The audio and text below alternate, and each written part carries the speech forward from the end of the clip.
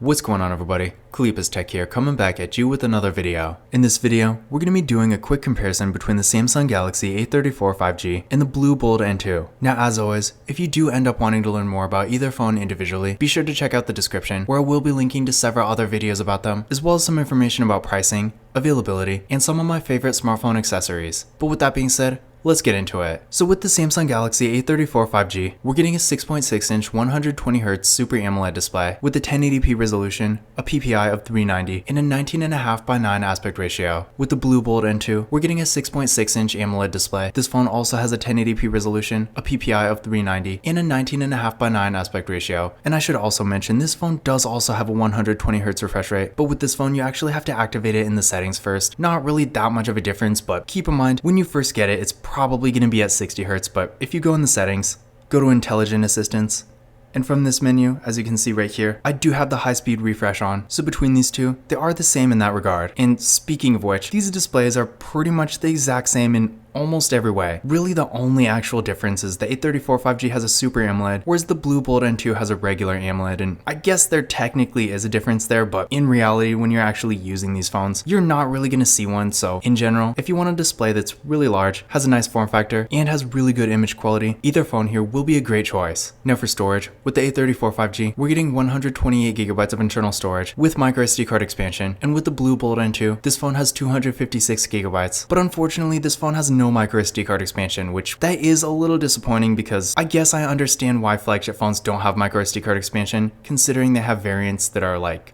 500GB and stuff like that. But for a budget phone, that's definitely disappointing. I feel like this is one of the only ones I've seen that doesn't have a microSD card, or I mean a microSD card slot. But even though the Blue Bold N2 does have technically an advantage here, since obviously 256 is quite a bit more than 128, it's not really that much of an advantage because with the A34 5G, there is another variant of this phone that does have 256. And again, this phone does have microSD card expansion, so if you really want more storage with the A34 5G, you can get it. But honestly, with the Blue Bold N2 for the average user, even without microSD card expansion, 256GB is quite a bit of storage. So if you don't really care, if you don't really use a microSD card, this is really not going to matter. You're not going to go wrong with either phone either way. But just keep in mind, if you do actually want to use a microSD card, you will want to go with the A34 5G. For security features, both phones have Face Unlock, and they both have pretty nice in-display fingerprint scanners.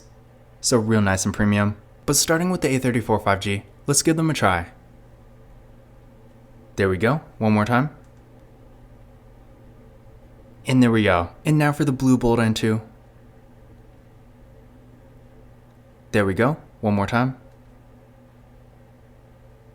And there we go. So as you can see, both fingerprint scanners worked real well. No issues at all. And again, remember, both phones have Face Unlock too. So if you want to use that instead, you always can. For the camera setups, with the A34 5G, up front, we got a 13MP selfie camera. Then on the back, we got a triple camera setup with a 48MP main camera, an 8MP ultra-wide camera, and a 5MP macro camera. For video, this phone has a max recording quality of 4K in both the rear and front cameras, so definitely nice to see there. With the Blue Bold N2, up front, we got a 16MP selfie camera. Then on the back, we got a quad camera setup with a 64MP main camera, a 5MP ultra-wide camera, a 2MP macro camera, and a 2MP depth sensing camera. And then from video, this phone has a max recording quality of 2K in the rear camera and then 1080p in the front. So in general, both phones have real good camera setups. On one hand, it might look like the Blue Bold N2 has an advantage since it does have a depth sensing camera, whereas the A34 5G doesn't, but keep in mind, the A34 5G's sensor is good enough to the point where it doesn't really need one, so that's really not much of a difference. But speaking of which, with the A34 5G in general, the hardware is quite a bit higher quality, and overall, no matter what you're doing, whether you're taking ultra-wide photos, macro photos, regular photos, portrait mode, regardless, on the A34 5G, the photo quality is going to be quite a bit better. And adding to this that, again, the A34 5G can record 4K videos. If you really want the better camera between the two, then this definitely will be a much better choice. But on the other hand, the Blue Bold N2 definitely doesn't have a bad camera, and for the average user, for more casual things like the occasional Instagram photo, for example, or sending pictures to friends and family, or maybe using Snapchat, for stuff like that, the Blue Bold N2 definitely will get the job done. But again, between the two, I do think the A34 5G is significantly better. Now to give you an idea of what they can do, first, here's some pictures taken with the Samsung Galaxy A34 5G. Overall, great photo quality here, not quite flagship level. I mean, compared to something like a Samsung Galaxy S21 FE, for example, a camera like that is still going to be better. But for a mid-range phone, considering this phone is going for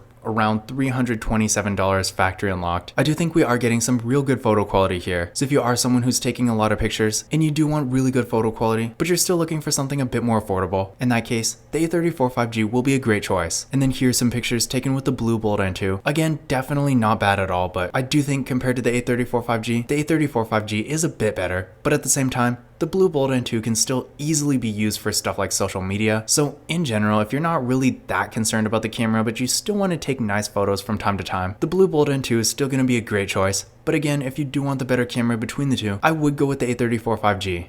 Now for the RAM and processor, with the A34 5G, we're getting 6GB of RAM with the MediaTek Dimensity 1080 processor. With the Blue Bolt N2, we're getting 8GB of RAM with the MediaTek Dimensity 810. Now overall, when it comes to performance, for the more average daily use, or maybe you're more of a light user, for stuff like web browsing, social media, streaming content like videos and music, and maybe some light mobile gaming, either phone will be perfectly fine, and with the Blue Bolt N2, it definitely will get the job done. But between the two, I will say, the Samsung Galaxy A34 5G is significantly faster. With this phone, while not being quite flagship level, it's a bit closer to that level than your average mid-range phone. So if you're going to be on your phone a bit more, between these two, you definitely will get a nicer, smoother experience with the A34 5G. But at the same time, again, with the Blue Bolt N2, this really isn't a slow phone, and while in my opinion, the performance isn't really particularly impressive, it still does get the job done. And again, for more light use, most people are probably going to be perfectly fine with this phone. Now I did run a benchmark test on each phone using Geekbench 6, and here are the results I got. So again, between the two, as you can see, the A34 5G does have an advantage. So if you do want the faster phone between the two, maybe you're going to be on your phone a bit more, doing more demanding activities like high performance mobile gaming. In that situation, the A34 5G will definitely be a better choice. But again, for more basic activities, the Blue Bolt N2 is definitely not bad, and for most people, it will probably get the job done just fine. Now for the batteries, with the A34 5G, we're getting a 5000 mAh battery. This supports 25W fast charging.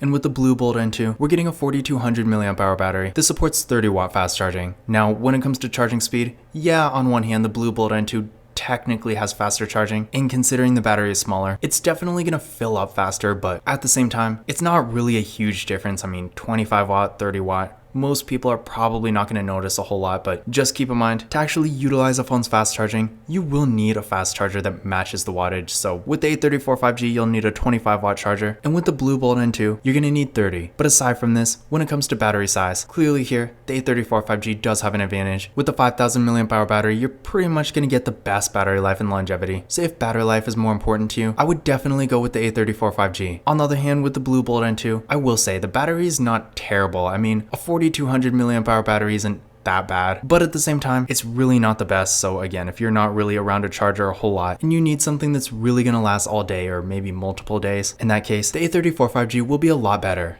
Now, when it comes to software, the A34 5G has a huge advantage because honestly, with the Blue Bolt N2, this is pretty much the weakest thing about this phone. So with the A34 5G, this phone does have Android 13 and it did come with it. Whereas unfortunately with the Blue Bolt N2, this phone only has Android 11, and knowing Blue's software support, I seriously doubt it's going to get any major updates anytime soon. So if you do care about the software at all, between these two, I would definitely go with the A34 5G because not only are we getting Android 13 here, but Samsung also has really good software support. So in the future, with the A34 5G, you can expect to get several other major updates too. Whereas again, with the Blue Bolt N2, not only do we only have Android 11 here, which is pretty outdated at this point, but I have yet to see a Blue phone get any kind of major updates. So with this phone, if you really do care about software, you're pretty much out of luck here, which at this point in 2023, it definitely is quite a drawback. As far as other features go, with the A34 5G, this phone does have NFC, whereas unfortunately the Blue Bolt N2 doesn't. So if you like to use tap and pay, the A34 5G will have an advantage there. And in addition to this, unfortunately neither phone has a headphone jack, so if you like to use normal wired headphones, you will have to get an adapter. And to be fair, the Blue Bolt N2 does actually come with one, but still having a headphone jack is definitely nice. But in conclusion, which of these phones is better? In general, in pretty much every way, the Samsung Galaxy A34 5G is definitely the better device here, and considering they're not really that far apart in price, this is definitely something to think about, especially so since neither phone is really offered by US carriers, so no matter which one you get here, you will be getting it factory unlocked, so no carrier deals either. Now to be fair, the Blue Bolt N2, while not really having any super significant advantages, there are some areas where it's really not far behind or sometimes even equal. Like for example, for the display,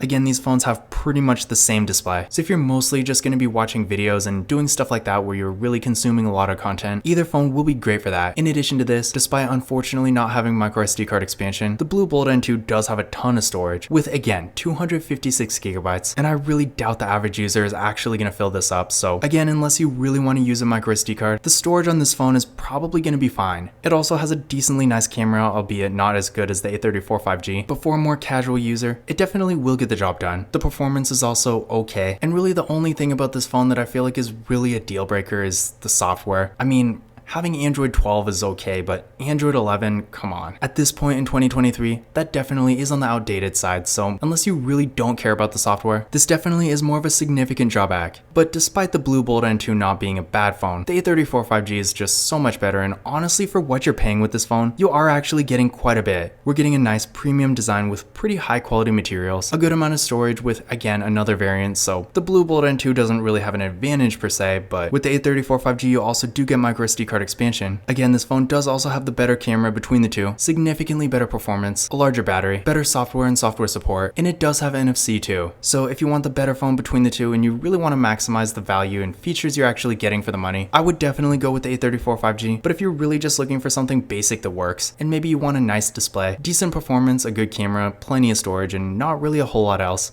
then in that case, the Blue Bold N2 is still going to be perfectly fine. But this concludes my comparison between the Samsung Galaxy A34 5G and the Blue Bold N2. Again, if you want to learn more about either phone individually, definitely check out the description, where I am linking to several other videos about them, as well as some information about pricing, availability, and some of my favorite smartphone accessories. But that's it for this video. If you enjoyed it and found it useful, be sure to give it a thumbs up and hit that subscribe button. Don't forget to follow Cleepus Tech on Twitter and Instagram. And as always, I will see you in the next video.